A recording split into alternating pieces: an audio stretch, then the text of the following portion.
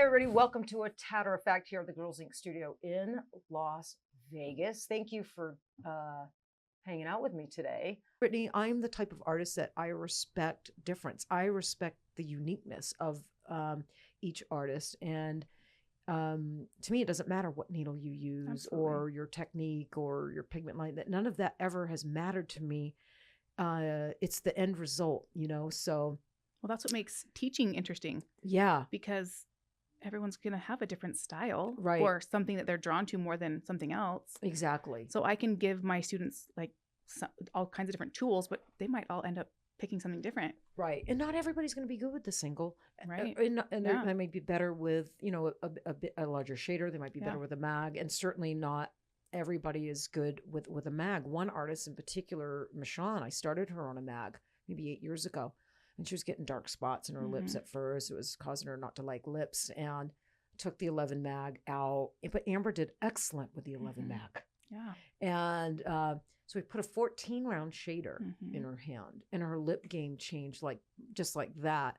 So I think it's important you do apprenticeship programs like I do, which we're going to talk in a minute, to recognize if one of your artists that you're mentoring is struggling with a needle. Don't you think it's like our responsibility to kind of recognize that, and then maybe put a different needle configuration in their hand and see if, you know, that's a better needle for them? Yep, absolutely. Yeah, try this. Exactly. That's why I think it's important for artists to be versatile in their needles, in their their techniques. Yeah. Like, you might be a single needle girl, but if I gave you a mag, could you sit down and do it? Right. Absolutely. I knew you were going to say that. Yep. And I think that's important. Yes, you need to be a well-rounded artist. A well-rounded artist. That's why, well, and I know this is probably subjective, but that's why I really like to teach brows, liner, lips in a fundamentals course, because you need to learn all different types of skin, needles. Right. You know, and then you can specialize in something for sure, but you need to be a well-rounded artist that can pick up anything and execute. Yeah, and I don't know about lips, because I don't. I've done plenty of eyebrows, you know, with the single needle. But my needle of choice, my favorite needle, is the 7 or the 8 round shader. But when the whole industry got on to the single needle, I was fascinated, and I you know, and I got onto it, and I wanted to, like, you know, master that ombre brow and the pixels, and then once I did, I was like, okay, I'm done with that. Back to my 7, 8 round shader. But I think with brows. Is it the same with lips? With brows, some skin types really aren't a good candidate for that single needle. If they're super oily and their skin's resistance, like a single needle, you're just gonna... Yes, especially if they have, I find sun damage or like a thicker lip. Oh, yeah. So same thing with lips. So there's some lips where the single needle is just not going to be the best choice. You want to get into a larger... I'll use a 5 round shader at that point, and I love that. Right. So that's the biggest needle that you go to. I have used a 9 mag before. Okay. With lips. All right. Do you use a mouth guard? I don't. You don't? I was trained to use a mouth guard, though. Yeah, I was too. I don't. I don't either. Yeah. I don't. It bugs me. Yeah, me too. I don't like it. Yeah, I don't like it at all. I feel like I get like a almost too hard of a stretch. Maybe I don't know what the right word is, but I think only a couple of times have I pulled one out. It's because sometimes when if it's an older lip, especially if you stretch, you almost get like a valley or a dip in the lip that I can't get to punch back out, and I'll get a lip guard out. But other than that, I think maybe twice or 2 or 3 times in my career with lips, I got a lip. So that's interesting. What else about lips? Is there anything you want anybody to know about lips? They're so fun. They're so fun. Yeah. They're hard, though. They are. I think our job is hard. I don't care if it's a brow liner or lip. I think our job is hard. Why do you think? Okay, so most of the industry is doing brow. Well, all of the not all. There are some artists that really don't do brows. I mean, they only do eyeliner, or they only do lips. But the majority of the industry is doing brows. And hardly anyone's doing eyeliner these last few years. But I've seen lips and lip blush get really popular. Do you think lips have become more popular than eyeliner at this point? Because there was a time when lips were not popular in the industry. It was the least requested procedure. Is it more popular than eyeliner? Oh, that's a hard one. Yeah, right? Maybe, but only slightly. Yeah, maybe only slightly. But maybe it's because I don't think there's not a lot of really good eyeliner technicians out there. Why do you think that is? It's hard. It is hard. You got to be really talented and motivated and work hard and not give up. I mean, there's so many plus then deal with your client's skin. Yeah. And if they have deep set eyes, or right? Yeah. There's so many things that go into it. So that's why I feel like maybe lips are a little bit more popular, is because it's not quite as hard. But it's all hard. It's hard. Eyeliner's my favorite procedure. I do love eyeliner. I love good eyeliner. I do. I tell all my clients, you have to be badass to get eyeliner, and you have to be badass to give eyeliner. Yeah. I agree. You have to be be really brave. Yes, you do. You have to really brave. Yeah, because a lot can go wrong. You're working right around the eyeball. You got to control the eye from blinking. There, in movement. There's tearing. There's a lot going on. I make all my students do lash liner in their training. Yeah. And a lot of them choose not to do any type of eyeliner afterwards. But I still make them, because 100% don't want to do it. Yeah. And there's always a small percent that go, I loved that. Yeah. It was my first procedure that came in that I was good at, that I felt like. That doesn't surprise me. Why does that not surprise me? Yeah, I don't. Isn't that crazy? Because usually it's brows for people. Yeah. And I struggled with the symmetry. I struggled in the bulb area with brows for a while. Yeah. You know, when I first started out all those years ago, that was like my nemesis. Is that bulb area, getting the shape, figuring out the shape and how to get them really super symmetrical. Back then, there really wasn't mapping. No, do you know how I was taught to map? And I am not joking. It was 2 steps to the left, and 1 to the right, and 2 thumbs up. And I'm not even joking. And I look back and I'm like, that's how we map. I think I might know who that was. I think we talked about her at the conference. That's hysterical. I can see that. That's hysterical. And that is really how I was taught to map. Well, back then there wasn't mapping. No, there wasn't. Everything was freehanded. Or used calipers. You'd freehand the brow on there. You just draw it.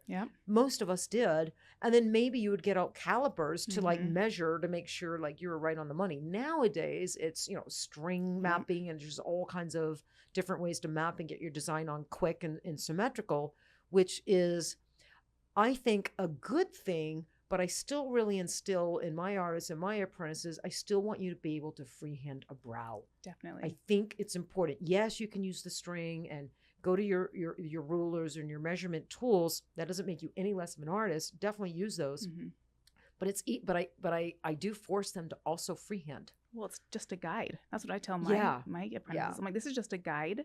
You still need to be able to draw on an eyebrow, especially if you go to tattoo and you wipe your line off. You should be able to visually know how to draw on an eyebrow or tattoo an eyebrow still. Yeah. You're an artist. Like see it. Well, in body tattooing, you don't tattoo if you can't draw. Right. Yeah. Right. Yeah. So, I mean, that's like number one. And when when I was getting my body tattoo apprenticeship, I mean, I had to bring in my portfolio and show them my sketch work and all. I mean, they look at your portfolio. You have to draw in order to tattoo.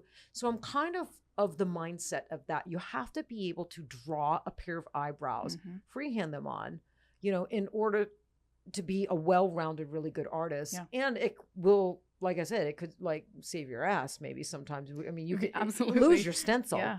Unless you're outlining it in with a single needle, which a lot of, artists are doing nowadays, are actually outlining that in, which I think is fine. I don't have no issue with that at all. I think whatever works, whatever gets you to an absolutely beautiful result for your client, that's your secret sauce. Yep. No matter what it is. Yeah. Yeah. Some people are kind of, I don't know. I've heard some rude comments about the outlining and this and that. I'm like, I don't understand that. Yeah. It's like, but that's her secret sauce. And look how beautiful those brows are. Yeah. And if it works for her. And if it works for her, why is it wrong? Or why is it not okay? We all have to find our way to achieving beautiful brows for all the different clients that, come to us. Yeah. So I don't know. I'm just a little bit more, liberal and open-minded with that sort of thing. Yeah. Happened with bigger needles, mags, 8 shaders, but it was happening a lot with the single needle, and especially newbies on the single needle. And like I said, this is not a needle issue. And sometimes I get people think I'm blaming the single needle, and I'm not. I use the single needle sometimes. I think all needles are equally valuable. All needles can, cause grays, cause reds, cause scar tissue. It's the person behind the needle. But the common denominator, when we were really looking at the red and what is causing this red, if you took a needle, whether it's an 8 shader, a single, or a 5 liner, doesn't matter. no pigment on it, and you tattoo an eyebrow the way you tattoo an eyebrow, and it's scabbed up, and in a week it healed, it would be pink or red because you've created scar tissue. You've wounded the skin, and now that skin is discolored, right?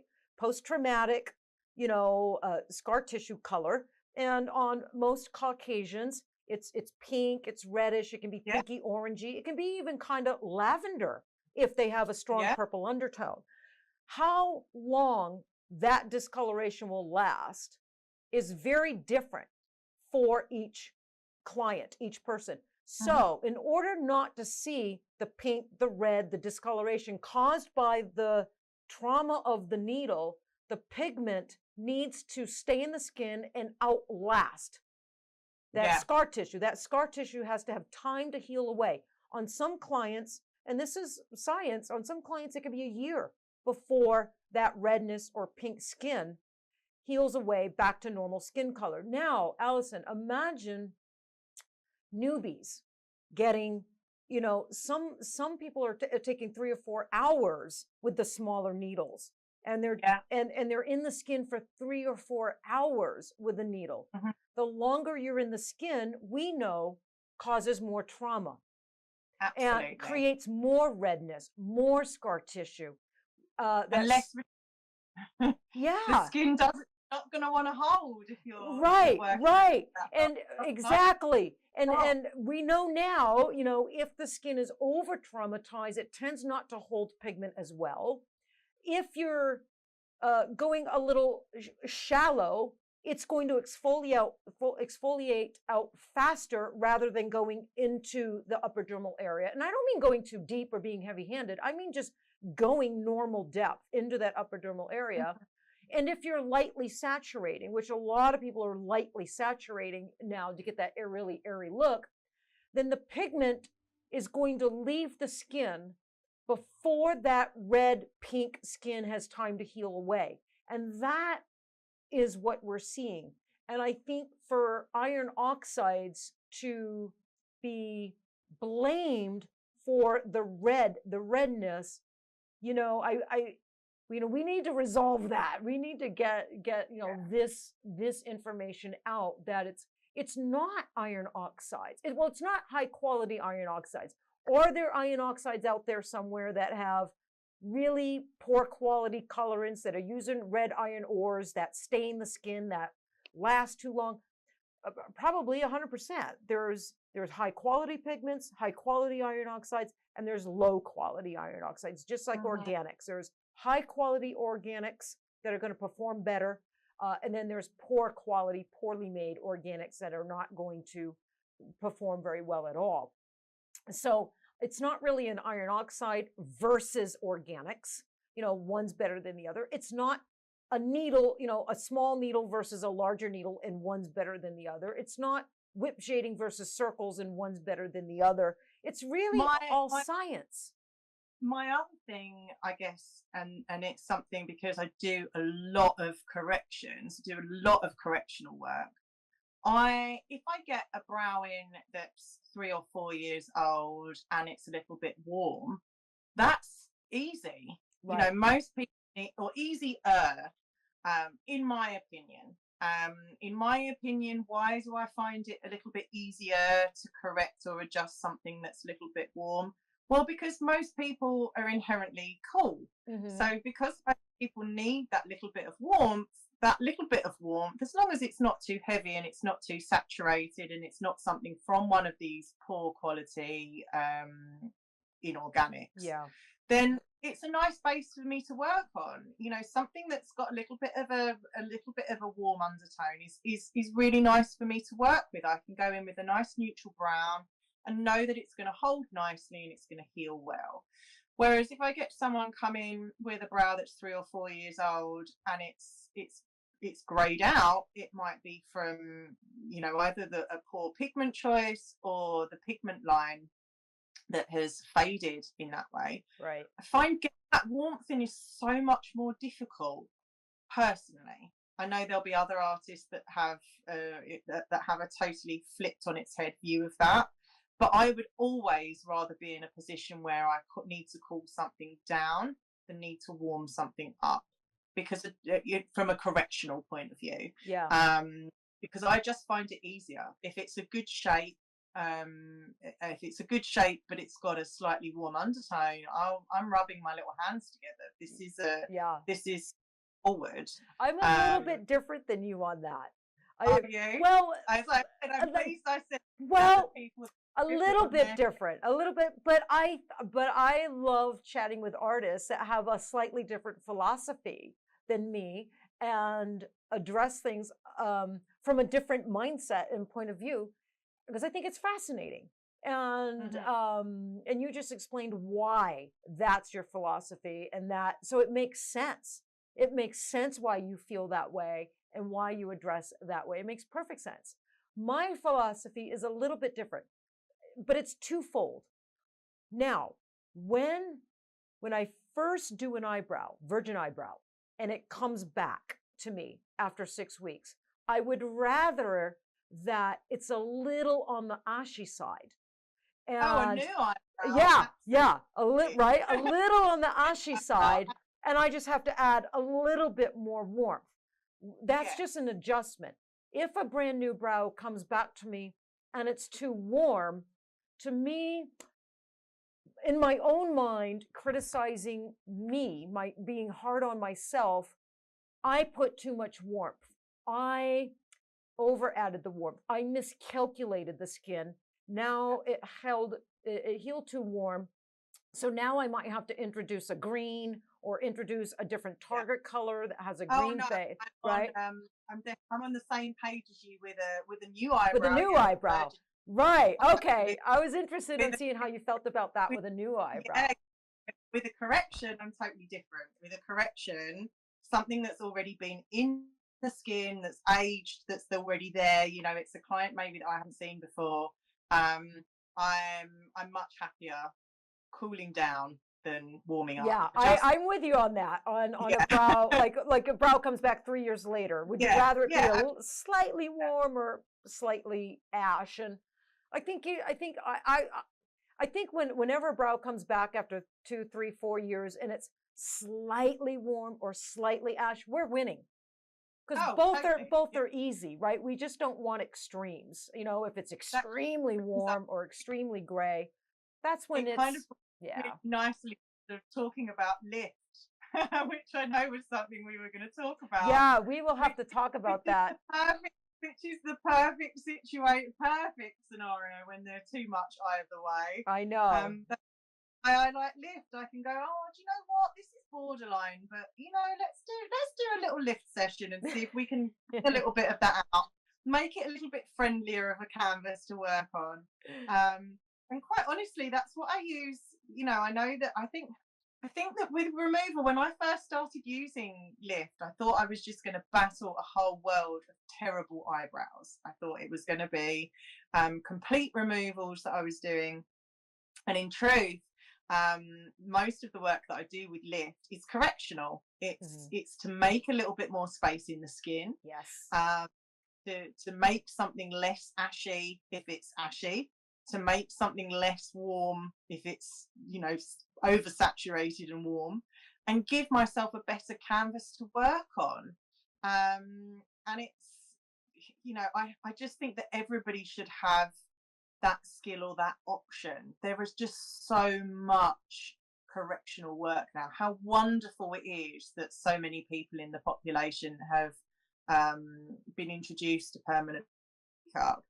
But as we journey through, and especially as we journey through a lot of clients now that will have had these really steadfast, strong pigments used on them, you know, removal methods are going to become an essential part of your arsenal, so that you're not having to turn those clients away. Yeah.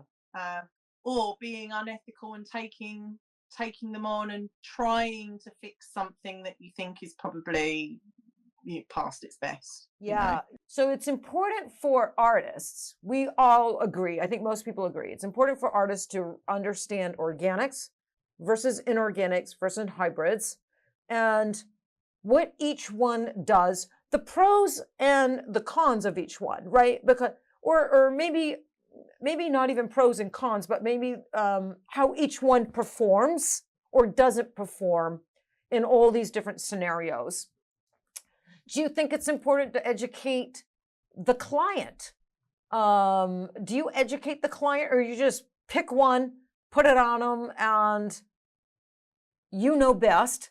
The client doesn't need to know. Or are you the type of artist that, no, you tell the client the difference and why you're picking that? You do. Yeah, I do, because I think that it's informed consent, and for it to be informed consent, they kind of need to know what I'm doing. I do understand that most people think it's eyebrows, and that girl down the road does eyebrows, and there's the other girl and she does eyebrows, and it's all the same. And actually, we can be using very different pigments, very different techniques that are going to heal differently and last differently. Yeah. So I'll usually will tell them, you know, if someone's coming to me for very natural results and she's a more mature lady with thinner skin, then I'm gonna go in organic, and I may even dilute it as well. And I'll generally talk them through this, because if that's what they want and they're a little scared of something being too bold and punchy, I'm going to talk them through my choice, so that they know that I'm educated in it, because we can always go bolder down the line. Yeah, no, I'm the same way. I talk to my client a lot too, and even while I'm tattooing them, I talk. Like, I'll tell if their skin's bleeding, you know, I'll kind of tell them, oh, your skin's bleeding on me. Or if I get a little area where it's not taking color, I'm like, oh man, I can't, this spot's not taking good for me. And I'm going to put a little numbing. I talk out loud while I'm working on my client. And I always have. And I don't even know if it's intentional, but it's become very valuable. So that way they don't expect magic from us.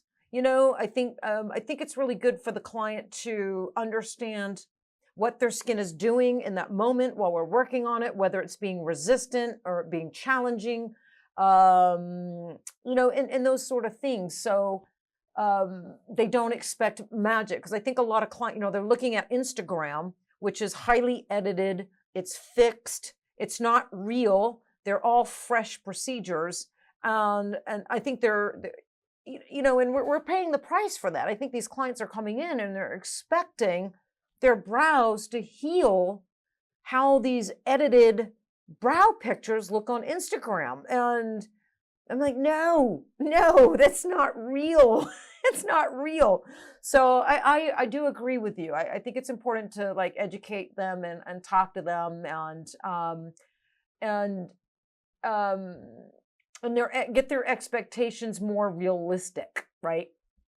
Yeah, absolutely. And talk about the difference between makeup and permanent makeup. And, you know, it is going to look like it's like a little bit of like stocking over it or something. It's not going to stay fresh looking like that. And actually educating them on what they're going to heal like. And certainly if the skin's not, you know, bleeding, I will talk them through it as well, because I think that helps also manage their expectations if it's been difficult, you know, because if it is going to be a little bit blotchy, as you said, they'll know that we did have a bit of a hard time. Yeah. And we still get clients like that. With all the preparation in the world, you're still going to get people who bleed or are really lymphy. Oh, of course. You know, and I think there's more of that type, that challenging, resistant, difficult skin type more now in my career than like ever before, like the last like 5 years or so. You know, when I first started, it just seemed like there was less of it. And it seems like now there's more difficult, challenging skin. And I'm not really sure what caused that evolution. I'm not sure if it's we're more stressed out now, you know, because stress can cause, you know, stuff with our skin and our, you know, whatnot, or how everything affects our facial skin, right? Everything, our medicines, our mental health, our physical health, the outside elements, everything affects our facial skin. You know, it could be more Botox, more fillers, more, you know, peels, more aesthetic things that we're doing. And, you know, women aren't waiting until they're 40 and 50 years old to do those cosmetic, you know, enhancing procedures anymore. I mean, they're doing them at 20 now, you know, and even younger in some cases. So I have definitely seen, I don't know if you've been in the industry long enough to see that evolution of, you know, more skin getting more challenging, But, I certainly have, and a lot of people that have been tattooing as long as I have, we've all kind of seen that. We're dealing with just more difficult skin nowadays than we ever have before. And sometimes people are difficult one time and not another time. Personally, my friend does my brows, and I had an ombre with a 1RL beautifully pixeled one time. The second time it needed a 7 Magnum because I was bleeding so much. And you're like, huh? Right? It's like, yeah, right. I know. It's like, yeah, no, 100%. Yeah. And I'm wondering, like, sometimes when I'll first tattoo a client, if like their skin's like gets super hot and red and lymphy and awful, like, at their touch up, it tattoos much better. And I'm wondering if we toughened up the skin a little bit on that first session, right? It's like toughened up the skin a little bit. And so for the second session, it's not as, it's not as wimpy, it's a little tougher, and it can kind of take the procedure like a little bit better. So I have noticed that. Let's end it with emergency removal. I love emergency removal. I haven't had to do one in a long time. I was doing them in Chicago. I'm not kidding you, like at least once a month for a good period of time. Yeah. And they were bad. They were coming in like, and a lot of girls would come in tears, and oh yeah. And I'm like, okay, it's gonna be okay. We're gonna do what we can, and like, you got to be their cheerleader. You really got to like keep their spirits up a little bit here. It's not hopeless. And I had one girl that came in, my like poster child one, that one I was telling you about earlier, that like they were so bad.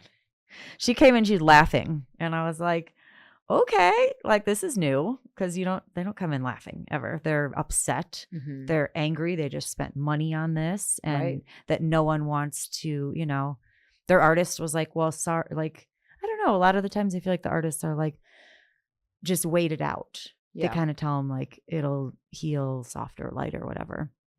But if you're upset and it doesn't look good, like, it's your face. You have the right to feel that way. Yeah.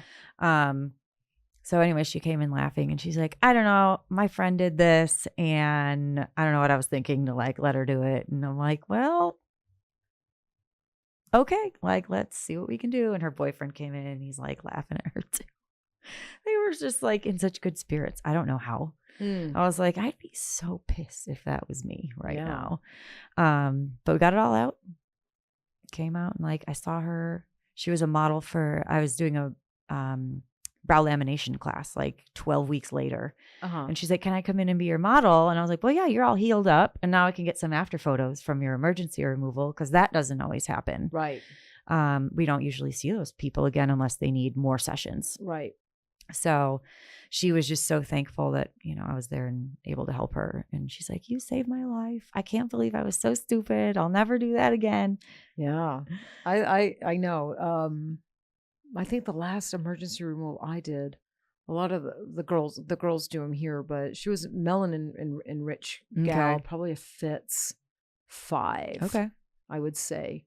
Yeah. And big, blocky eyebrows. And it like breaks your heart. Yeah. I'm like, how could someone do that to someone? And you know what she did? She left the salon that she got them done in, and she was a super cute girl, and she sat out in the driveway at the parking lot of where she got them done, and she got online immediately. Okay. Yes, immediately. She hated her eyebrows.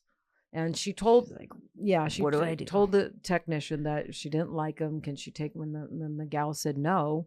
You have to wait till they heal. And that's what we used to have to do back in the day before, emergency removal. That's what I was taught all these years. That was the protocol for removal. Is you couldn't remove a fresh eyebrow or anything fresh. It had to heal, and it had to heal 6 months. Then you would bring them back in, and then you would adjust break open the skin and do all that. But it was always let them heal in. And I was telling you earlier before we went live on the podcast that the way I discovered emergency removal was, just a long story short, I know I've told this story before, was for years in my classrooms, people would make little blips. Like you talked about that one stroke that you made a little bit too long. Well, I've had that happen in my classes with brows or eyeliner, lips, little bloopers. So I would take saline, solution, and I would just put it on the little area that was, pulled out a little too long or a little too thick, and it would not heal in. Right. And that was just a little trick of mine, being in the training room for all those years that I would do. And it genuinely worked pretty darn well. But I don't know why, Shelley, but not that I didn't think about it when I would get these calls. Why I don't know what took me so long with these calls. I just got my brows done. Can you pull it out? Is there anything you do? And I would say no. Although I was doing that in the classroom. Sure. I think it just didn't like click together. No, and not that I didn't ponder it, but I think I was afraid because it was a bigger area. In the classroom, it's these tiny little areas. And this is a pair of eyebrows, 2 eyebrows. And big surface area there. Big surface area. And it made me uncomfortable. Yeah. I just didn't know what would happen. Am I going to hurt her skin? Am I going to burn her skin? Sure. I wasn't sure because no one had done it before ever. Right. So, lady, and she called, and one of her kids were getting married, and she called an emergency. Are you sure there's nothing you do? And it's an emergency. So anyway, that's how the term. It got cool from her. Yeah, I remember telling Kat, I'm staying late. I'm waiting. I'm doing this emergency removal, and it just kind of the term stuck. It just stuck. And now what's cool? It's a service. Like I'll go on people's websites. Emergency removal. I'm like, emergency removal is not just like 2 words I threw together. It's a service. Thing, It's a thing now. It's a service that we can offer in PMU. Yes. Oh, that's just the badass. That's just so cool for me. Awesome. But anyway, so anyway, she went right to, 10 minutes after getting them done in the parking lot, and so starts it was like, bam. Yeah. Okay. Starts new. So new. She didn't want them on her face. Oh, no. Starts Googling, found Girls Inc. And I wasn't in the studio. So one of the girls, can I come in? And I came in, and we did an emergency removal on her, and she was not laughing. No, that was a very rare case that I had. Yeah, she was really scared, and she was really upset. And what I did appreciate about her, she didn't bash the other tech. It wasn't any of that. She was just really scared. Okay, and she was really upset. And I just so we did emergency removal. Yeah, and I would say 90% of it pulled out. Perfect. Mm-hmm. Yeah, I got great after pictures. Everyone just feels good when that happens. Yeah, they're happy. So of course you always ask them. So you want once this heals, do you want to go back in? Some of them right away are like yes. Yeah, and then some of them are like I think I'm going to sit on that for a while.